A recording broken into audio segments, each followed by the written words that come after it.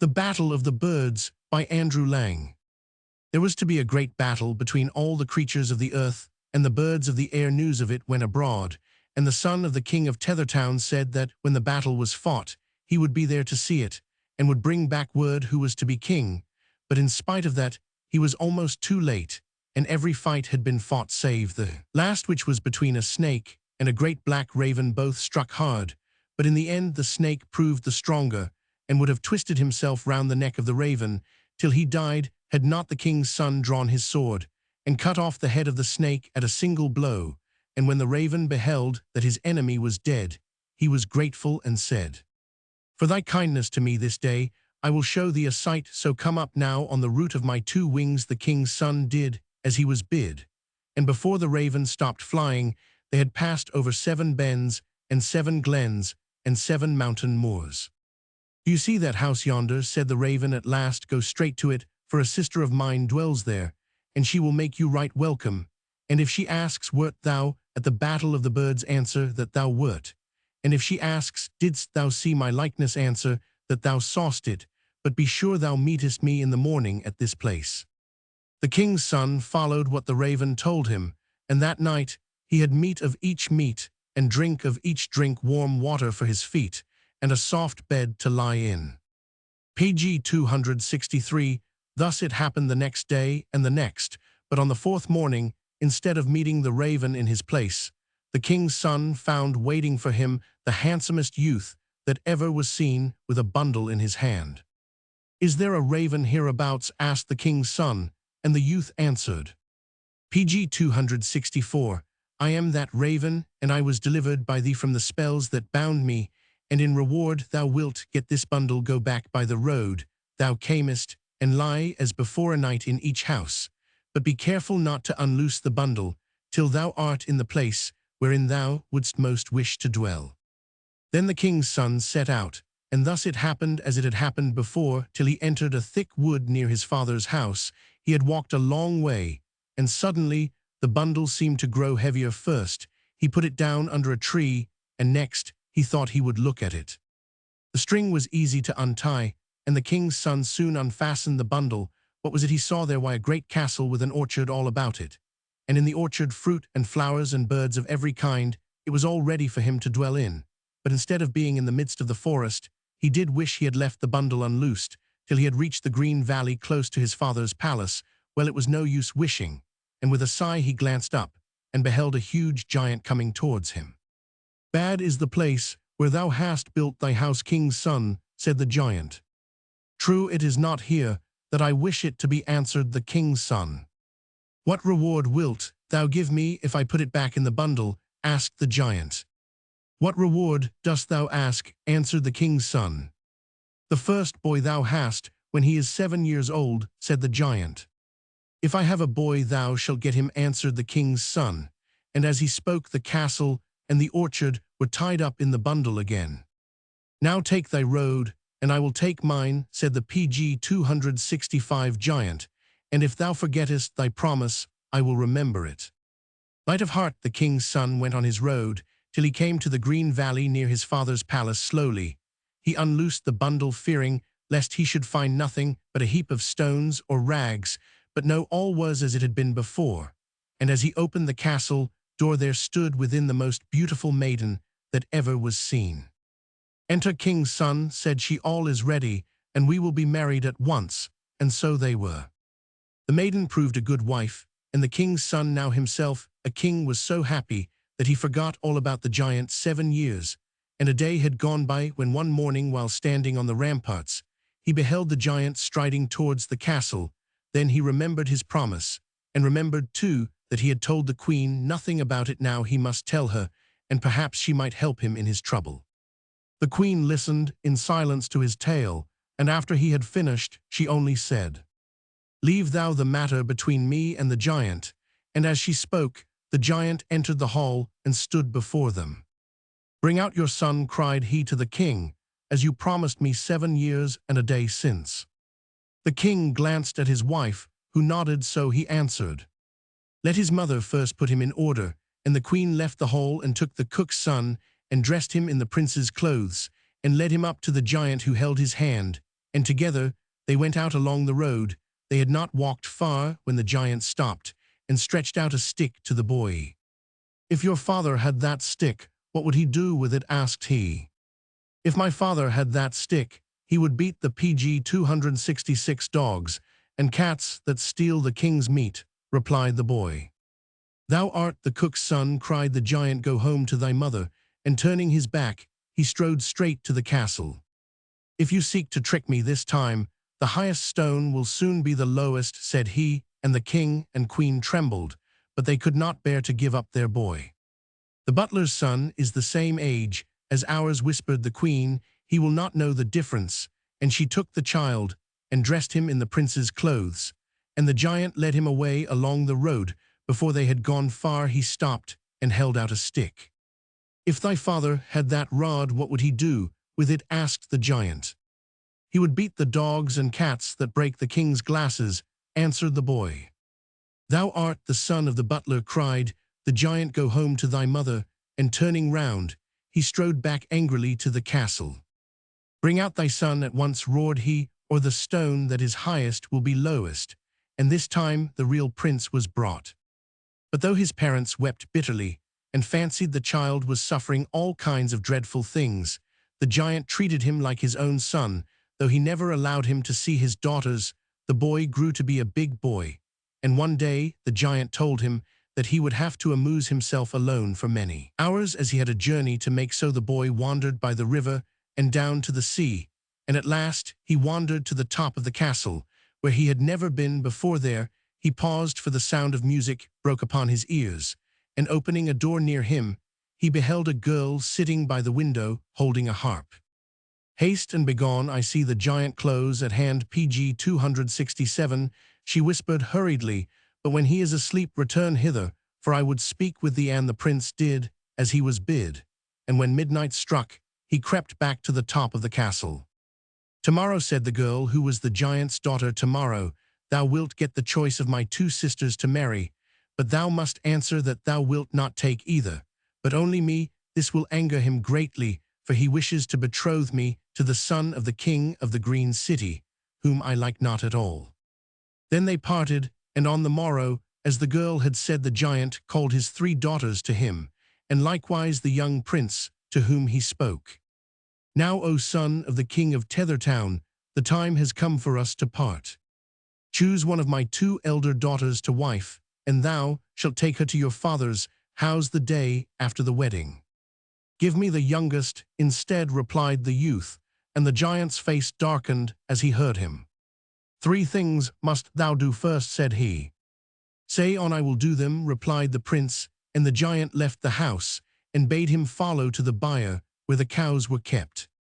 "For 100 years no man has swept this byre," said the giant, "but if by nightfall, when I reach home, thou hast not cleaned it so that a golden apple can roll through it from end to end, thy blood shall pay for it."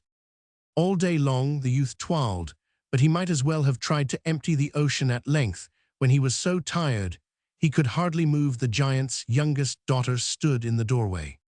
"Lay down thy weariness," said she, and the king's son, thinking he could only die once, sank on the floor at her bidding and fell sound asleep.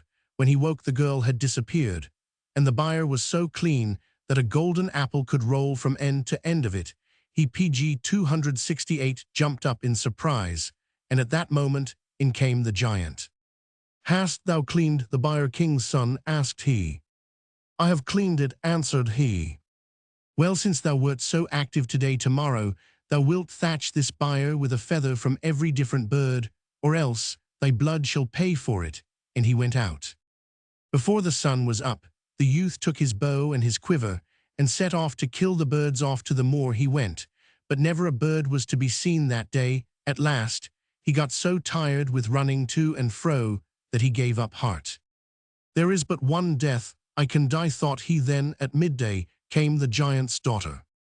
"Thou art tired, king's son," said she.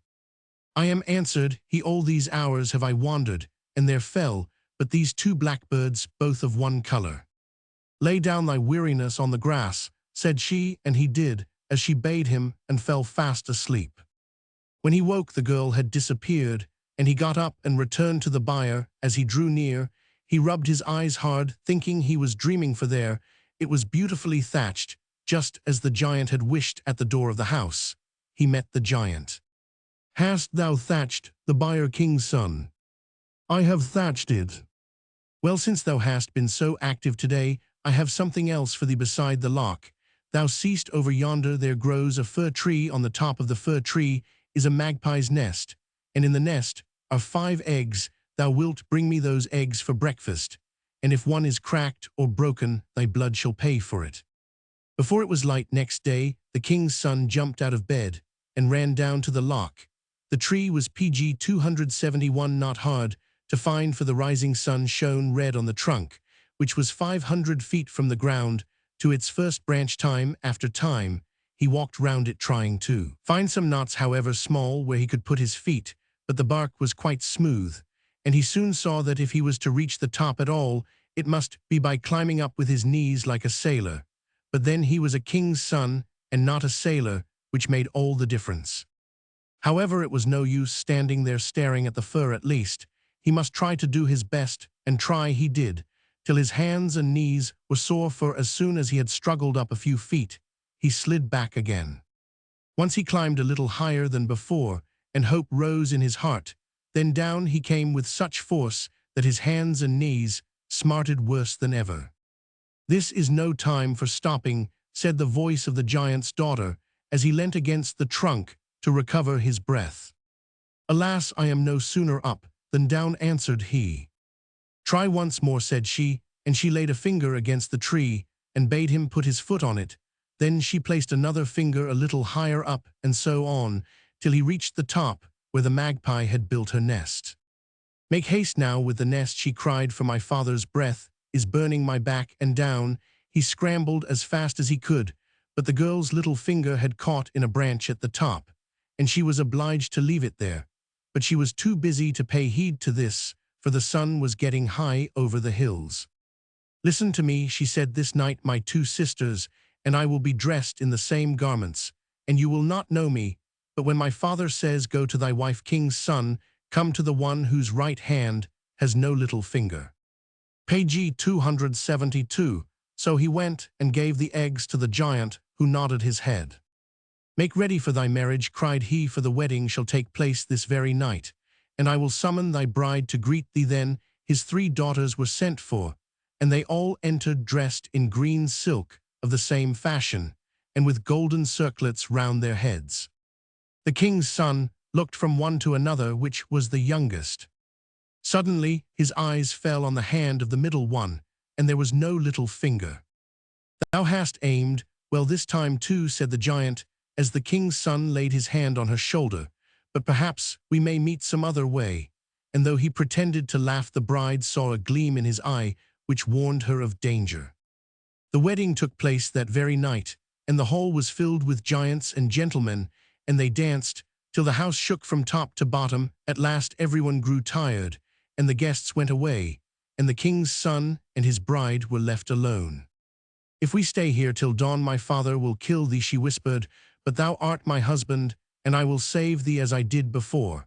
And she cut an apple into 9 pieces, and put 2 pieces at the head of the bed, and 2 pieces at the foot, and 2 pieces at the door of the kitchen, and 2 at the big door, and 1 outside the house. And when this was done, and she heard the giant snoring, she and the king's son crept out softly and stole across to the stable, where she led out the blue-gray mare and jumped on its back, and her husband mounted before her. Not long after the giant awoke. "Are you asleep?" asked he. "Not yet," answered the apple at the head of the bed, and the giant turned over and soon was snoring as loudly as before. By and by he called again. "Are you asleep?" Page 273. "Not yet," said the apple at the foot of the bed, and the giant was satisfied. After a while he called a 3rd time, "Are you asleep?" "Not yet," replied the apple in the kitchen, but when in a few minutes he put the question for the 4th time and received an answer from the apple outside the house door, he guessed what had happened and ran to the room to look for himself. The bed was cold and empty. "My father's breath is burning my back," cried the girl. "Put thy hand into the ear of the mare, and whatever thou findest there throw it behind thee and in the mare's ear." there was a twig of sloe tree, and as he threw it behind him, there sprung up 20 miles of thornwood, so thick that scarce a weasel could go through it, and the giant who was striding headlong forwards got caught in it, and it pulled his hair and beard. "This is one of my daughter's tricks," he said to himself, "but if I had my big axe and my wood knife, I would not be long making a way through this." And off he went home and brought back the axe and the wood knife. It took him but a short time to cut a road through the blackthorn, and then he laid the axe and the knife under a tree. "I will leave them there till I return," he murmured to himself, but a hoodie crow, which was sitting on a branch above, heard him. "If thou leavest them," said the hoodie, "we will steal them."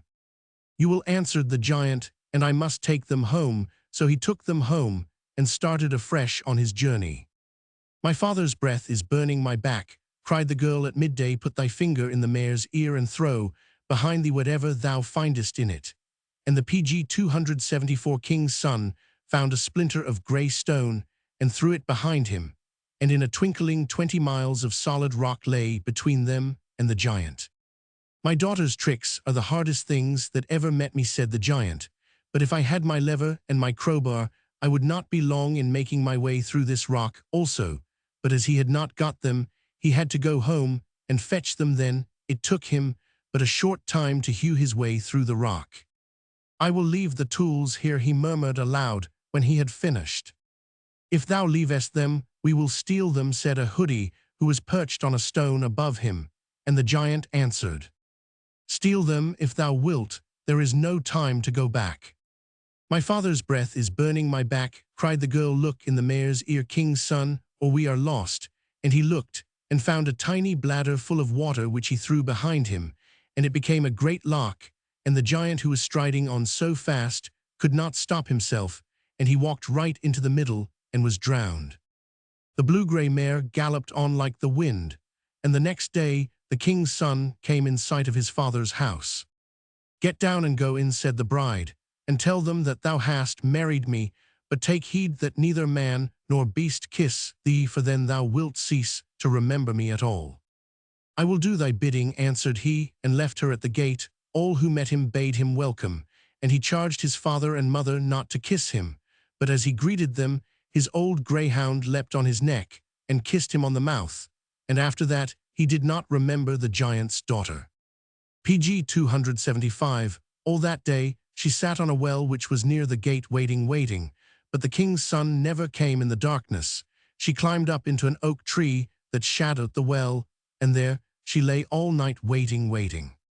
On the morrow at midday, the wife of a shoemaker who dwelt near the well went to draw water for her husband to drink, and she saw the shadow of the girl in the tree and thought it was her own shadow.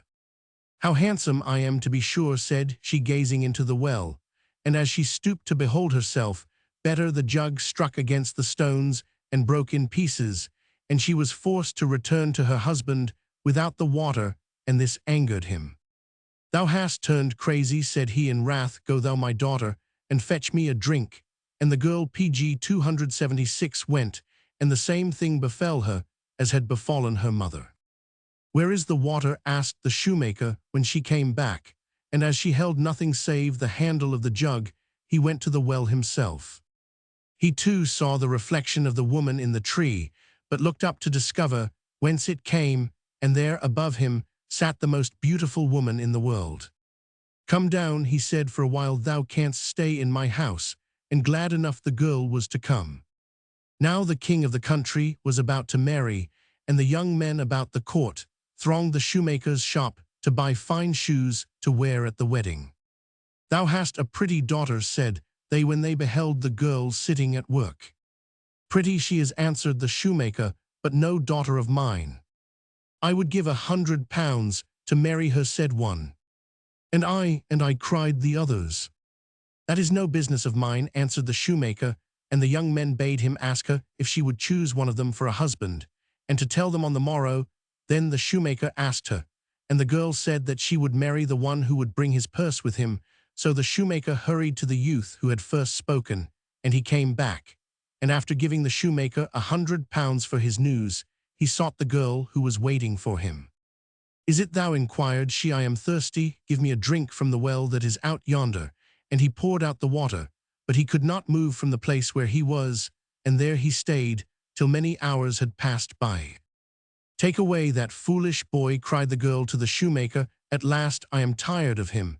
And then Sud pg 277, Denley, he was able to walk, and betook himself to his home, but he did not tell the others what had happened to him.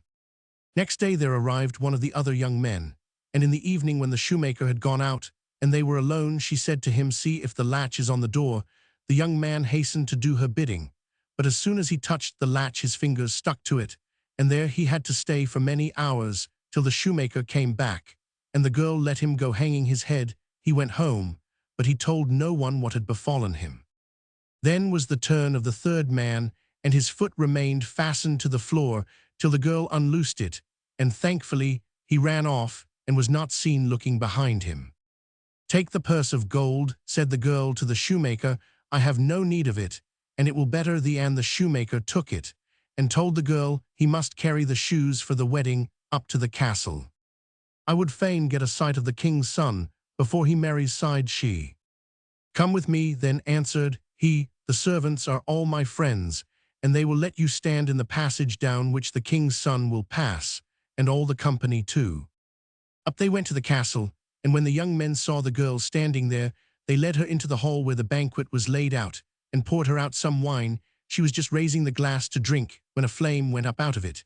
And out of the flame sprang two pigeons, one of gold and one of silver. They flew round and round the head of the girl, when 3 grains of barley fell on the floor, and the silver pigeon dived down and swallowed them. If thou hadst remembered how I cleaned the byre, pg 278, thou wouldst have given me my share, cooed the golden pigeon. And as he spoke 3 more grains fell, and the silver pigeon ate them as before. If thou hadst remembered how I thatched the byre, thou wouldst have given me my share, cooed the golden pigeon again. And as he spoke 3 more grains fell, and for the 3rd time they were eaten by the silver pigeon. If thou hadst remembered how I got the magpie's nest, thou wouldst have given me my share, cooed the golden pigeon. Then the king's son understood that they had come to remind him of what he had forgotten, and his lost memory came back, and he knew his wife and kissed her. But as the preparations had been made, it seemed a pity to waste them, so they were married a 2nd time, and sat down to the wedding feast. From Tales of the West Highlands, pg 279.